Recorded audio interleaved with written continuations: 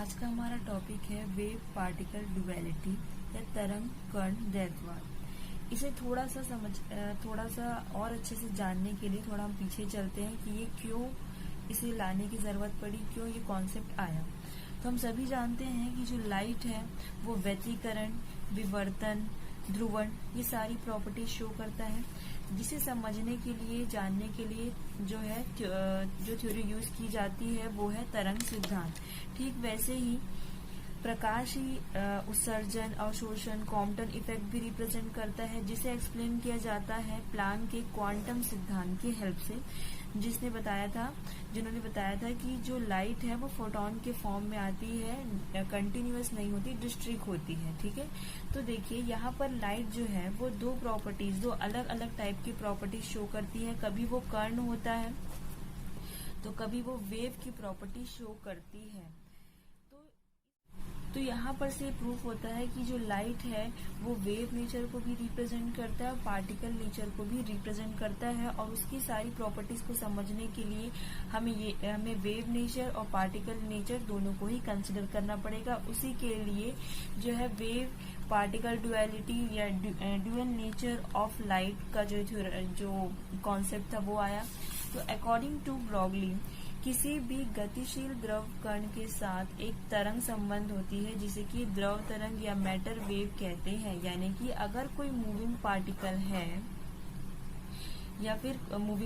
है तो उस पार्टिकल के साथ एक वेव होगी, वेव एसोसिएट होगी, या कोई वेव अगर मूव कर रही है, एसोसिएट हो रही है, तो उसके साथ कहीं न कहीं पर एक पार्टिकल होता है। ये इनका कहना था, इनका डी ब्रॉगली का, जिसे हम वेव पार्टिकल ड्युअलिटी कहते हैं, जिसे अलग अलग एक्सपेरिमेंट से प्रूव किया भी गया है।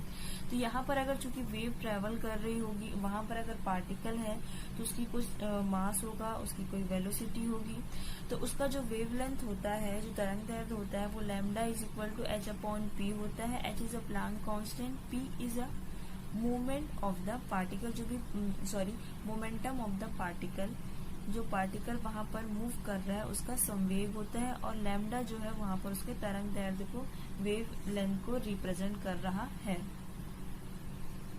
तो यहाँ पर जो हमारा मैटर वेव या द्रव्य तरंग है वो कौन कौन सी प्रॉपर्टी शो करता है। पहला यही कि वह निर्वात यानी कि वैक्यूम में भी गति कर सकता है, जैसे कि हमारा ईएम वेव गति करता है। ईएम वेव यानी कि विद्युत चुंबकीय तरंगे, लेकिन ये ईएम वेव नहीं होता, उससे अलग होता है। क्यों? क्योंकि ये सभी प्रकार के पार्टिकल जो कि मूविंग होते हैं उनके साथ एसोसिएट हो सकता है, और जो ईएम वेव्स होती हैं वो केवल चार्ज पार्टिकल्स के साथ ही एसोसिएट होती है, तब जब वहां पर electric field, magnetic field present होता है।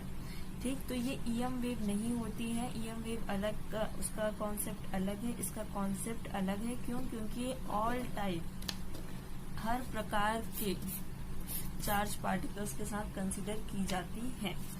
तो अब इस क्वेश्चन का जवाब आप मुझे देंगे, क्या द्रव्य तरंग या द्रव्य कण, मैटर वेव एक ही समय पर अपनी दोनों प्रॉपर्टी लाइक तरंग और कण दोनों का एक साथ गुण प्रदर्शित कर सकती है? तो इस क्वेश्चन का आंसर हम वीडियो के लास्ट में देखेंगे। सिंपल सा कॉन्सेप्ट है कि एक ही टाइम पर क्या एक जो लाइट हम यूज कर रहे हैं या जो भी हम पार्टिकल के ऊपर प्रैक्टिकल कर रहे हैं, क्या वो वेव नेचर भी रिप्रेजेंट करेगी, क्या वो पार्टिकल नेचर भी रिप्रेजेंट करेगी? तो इसका जवाब सोच के रखिए, फिर इसको आगे डिस्कस करते हैं। तो यहाँ पर डी ब्रॉगली ने चूंकि वेव दिया है तो उसका वेवलेंथ होगा, मोमेंटा होगा, तो उसके लिए कुछ फॉर्मूला उन्होंने डिराइव किया था। तो उसका जो डेरिवेशन है कि अगर म्यू आवृत्ति के फोटोन की ऊर्जा, फोटोन क्या होता है कि जो लाइट हमारे पास आती है वो कंटिन्यूअस ना होकर डिस्ट्रिक्ट होती है, बंडलों के रूप में होती है, तो उन्हें हम फोटोन कहते हैं, जिसकी energy E is equal to h mu होती है। रिलेटिविटी के कॉन्सेप्ट से, STR special theory of relativity से हमें पता है E is equal to PC होता है, P is a momentum of the particle. तो चूंकि दोनों ही एनर्जी को रिप्रेजेंट कर रहे हैं, तो क्या मैं ये लिख सकती हूँ PC is equal h mu. So मैं पार्टिकल का जो मोमेंटम होगा वो फाइंड कर लूंगी, P is equal to h mu upon C। आपको पता होगा mu upon c is equal 1 upon lambda, या इसे हम lambda is equal to c upon mu भी कहते हैं। ठीक है, तो जो भी आपको याद हो। तो यहाँ से हम लैम्डा फाइंड कर सकते हैं। तो ये जो लैम्डा होता है वो उस वेव का वेवलेंथ होता है जो कि उस मूविंग पार्टिकल के साथ एसोसिएट होता है, जिसे हम डी ब्रॉगली वेवलेंथ कहते हैं। और अगर ये पूछेंगे ये क्या है, तो ये है मोमेंटा है उस फोटोन का। तो हमारा जो बेसिक या जो मेन जो हमारा आंसर था वो था ये de Broglie wavelength, lambda is equal to h upon p. अब यहाँ पर इसके अलग अलग केस है। ये सबसे सिंपल या जनरल फॉर्म कहते हैं हम लोग इसे। अगर आपको कहीं पूछेगा डी ब्रॉगली का जनरल फॉर्म बताइए, तो ये होता है। बट स्पेशल केसेस अलग अलग कंडीशंस में ये कैसे वेरी करता है वो हम आगे। तो ये सबसे जनरल फॉर्म था। अब उसके स्पेशल केसेस, तो पहला है कि अगर आपके पास नॉन रिलेटिविस्टिक या अनापेक्षित कंडीशन हो तब हम क्या लेते हैं। तो आपके पास मान लीजिए m0 मास वाला कोई पार्टिकल है जिसकी वेलोसिटी v है, तो उसका मोमेंटम होगा p is equal to m0v। फॉर्मूले में डायरेक्ट रख देते हैं, तो ये हमारा lambda is equal h upon m0v। यहाँ से हम डायरेक्टली लैम्डा फाइंड कर लेते हैं जो इस पार्टिकल के साथ रिलेटेड होगा या एसोसिएट होगा। दूसरा कंडीशन कि अगर पार्टिकल जो मूव कर रहा है वो रिलेटिविस्टिक कंडीशन है, यानी कि उसका जो v होता है, जो उसकी वेलोसिटी होती है, वो कंपेरेबल टू c होती है या c की कंपेरेटिव, क्योंकि कोई भी पार्टिकल की वेलोसिटी c से ज्यादा तो नहीं हो सकती है, इसलिए हमने कहा कि कंपेरेटिबल टू c। ठीक है, तो फॉर अ रिलेटिविस्टिक कंडीशन उस पार्टिकल का mass is equal rest mass of the particle m0 root 1 minus v square upon c square, जिसे हम इस तरीके से भी लिख सकते हैं।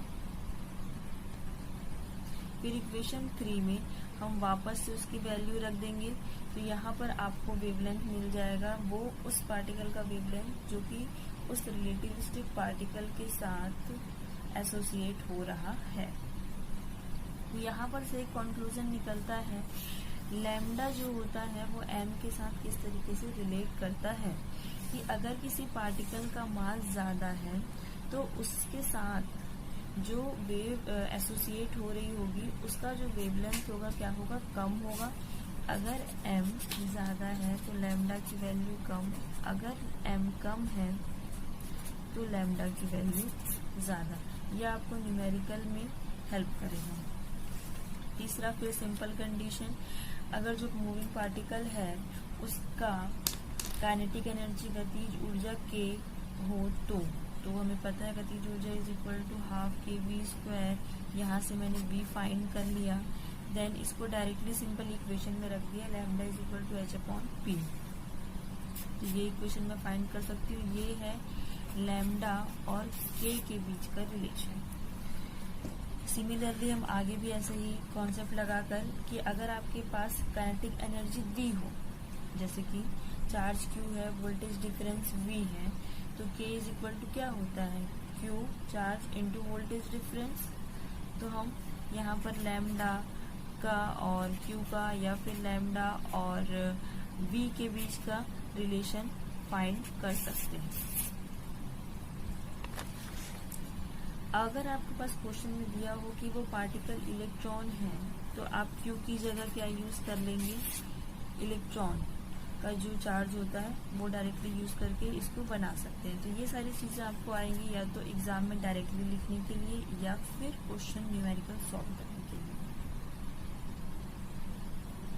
अब हमारा लास्ट कंडीशन है कि अगर आपके पास जो रिलेटिविस्टिक कंडीशन थी उसमें उस पार्टिकल की, जो मूविंग पार्टिकल था, उसकी एनर्जी दी हो, वो एनर्जी हो, मोमेंटम डायरेक्ट ना हो, तो आप इस फॉर्मूले में lambda is equal h upon P में उस वैल्यू को रख सकते हैं। कैसे, रिलेटिविटी कंडीशन में क्या होता है, e square is equal to p square c square plus m0 square c की पावर 4। ये उसकी काइनेटिक एनर्जी कंसिडर की जाती है, ये उसकी रेस्ट एनर्जी कंसिडर की जाती है, दोनों अलग अलग है। ठीक है, तो यहाँ से मैं पी की वैल्यू निकाल सकती हूँ, देन इसको फॉर्मूले में डायरेक्ट पुट करेंगे। तो यहाँ पर से हमारे पास जो लैम्डा है उसका ई के साथ रिलेशन निकल सकता है। ठीक है, तो ये होता है कि हमारे पास जो डी ब्रॉगली फॉर्मूला है, डी ब्रॉगली वेवलेंथ का जो हमारे पास फॉर्मूला था lambda is equal H upon P, ये एक जनरल फॉर्म था और उसके हमने कई सारे डिफरेंट फॉर्म देखे अकॉर्डिंग टू सिचुएशन। तो अभी तक हमने इसमें क्या देखा कि हमारे पास लाइट कहीं दो नेचर होता है। अगर हम समरी देखें एक बार तो हमारे पास लाइट का दो नेचर होता है, वो पार्टिकल नेचर भी शो करता है, वेव नेचर भी शो करता है। दूसरा कि अगर वो मूव कर रहा है कोई भी मूविंग पार्टिकल तभी वो ये प्रॉपर्टी शो करता है। तीसरा जो मैंने आपसे क्वेश्चन पूछा था, क्या एक टाइम पर दोनों ही प्रॉपर्टीज वो शो कर सकता है, यानी कि वो कण भी होगा, पार्टिकल होगा, वेव या फिर तरंग होगा। तो ये पॉसिबल नहीं है कि वो दोनों टाइम पर कण भी होगा और वेव भी होगा। वो एक टाइम पर एक ही प्रॉपर्टी शो करता है। आपने जब प्रैक्टिकल किया होगा किसी भी क्लास में रिफ्रैक्शन का हो गया, विवर्तन, व्यतिकरण का, तो आप जब वो प्रैक्टिकल करते हैं तो आप एक ही रिजल्ट आपके पास आता है, ना कि अलग अलग। वहाँ पर भी अवशोषण उत्सर्जन होता होगा लेकिन आपको रिजल्ट एक ही देखने को मिलता है। क्यों? क्योंकि वो उस टाइम पर एक पर्टिकुलर जो भी आप प्रैक्टिकल कर रहे हैं उसके अकॉर्डिंग प्रॉपर्टी शो करता है। ठीक है, तो वो एक टाइम पर एक ही प्रॉपर्टी शो करता है। तो ये था हमारा आज का टॉपिक। उम्मीद करती हूँ आपको समझ आया होगा। अगर आपको कोई भी डाउट होगा तो प्लीज़ कमेंट करके पूछ लीजिएगा। Thank you for watching.